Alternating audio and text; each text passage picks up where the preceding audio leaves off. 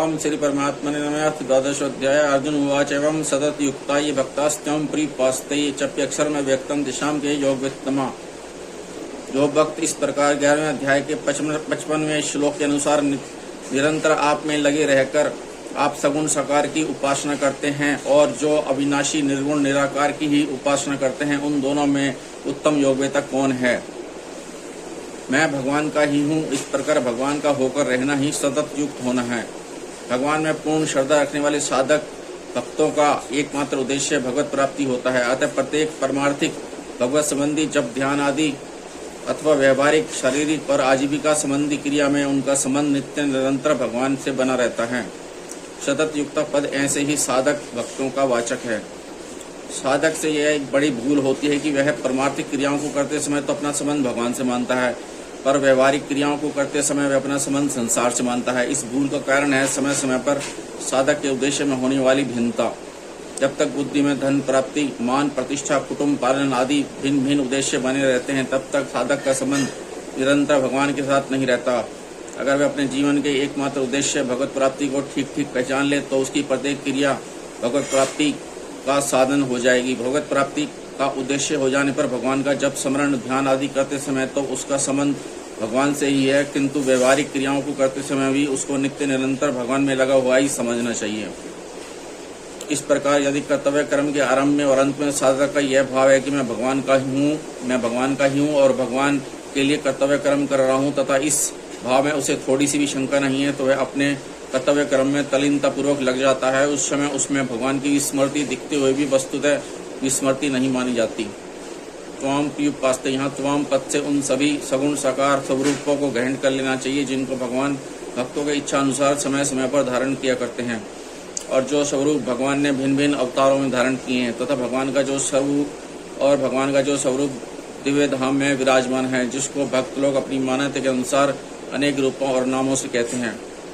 पर्युपास्ते पद का अर्थ है परितः उपास्ते, अर्थात अच्छी तरह उपासना करते हैं। जैसे पतिव्रता स्त्री कभी पति की सेवा में अपने शरीर को अर्पण करके, कभी पति की अनुपस्थिति में पति का चिंतन करके, कभी पति के संबंध से सास ससुर आदि की सेवा करके और कभी पति के लिए रसोई बनाना आदि घर के कार्य करके सदा सर्वदा पति की ही उपासना करती है।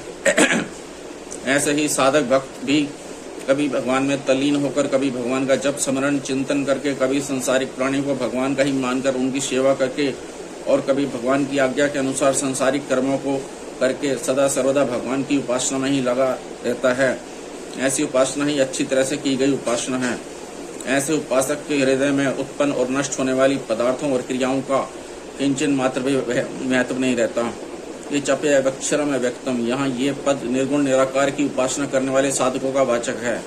अर्जुन ने श्लोक के पूर्वार्ध में जिस श्रेणी के सगुण साकार के उपासकों के लिए ये पद प्रयोग किया है, उसी श्रेणी के निर्गुण निराकार के उपासकों के लिए यहाँ ये पद का प्रयोग किया गया है।